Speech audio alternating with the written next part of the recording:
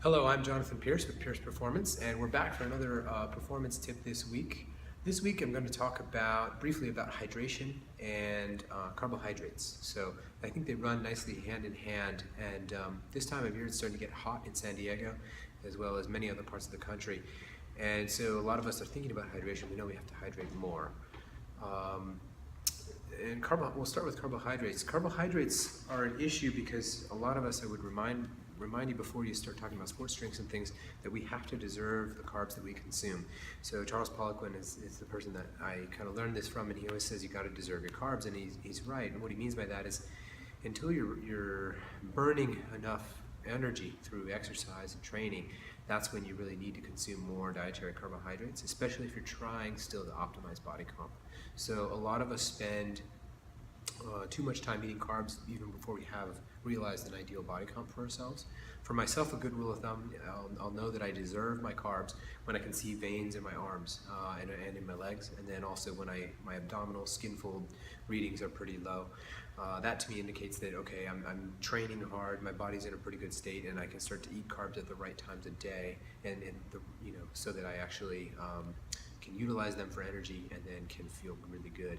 So I only choose to eat carbs post-exercise because I think that promotes insulin sensitivity. Insulin sensitivity is one of the names of the game for optimizing hormones and for longevity, for body composition, optimization, all those things. So I would encourage you to work out and then try to consume your carbs. So one of the biggest mistakes people could make is eat a big sugary or carb-heavy breakfast and then not work out until night. And our insulin sensitivity is lowest in the morning, and so we want to consume our carbohydrates or starches, etc., when we are insulin sensitive. So later in the day, that usually is when that occurs, and then also after exercise. So if you did exercise first thing in the morning, then you could eat some carbohydrate after that as well, but I would still save some of your dosing for later in the day. What we know about insulin sensitivity is that it is a big governor for body composition, but it also makes you crash and burn if you don't have insulin sensitivity. So we want to have the right amount of insulin secreted in the bloodstream to keep our blood sugar level. And the minute that we pump a bunch of carbohydrate and sugar into the bloodstream and haven't had the sensitivity already in place, then we're likely to have a crash and also store some of that sugar as fat. That gets us to sports drinks. I see so many people drinking sports drinks all day long, and maybe they only train for an hour. And I think this is a big mistake, especially this time of year. I know it's hot. I know the sports drink tastes good. The iced teas taste good. The Diet Coke tastes good on ice, sitting out in the shade, lemonade. But all these drinks are so sugary, or they have artificial sugars, which cause just as many problems, in my opinion. And I think we want to really be careful to avoid trying to hydrate too much with sports drinks. I encourage most people that you probably don't even need sports drinks unless you're training to a certain endurance level, and some of my triathletes and longer distance athletes definitely do that.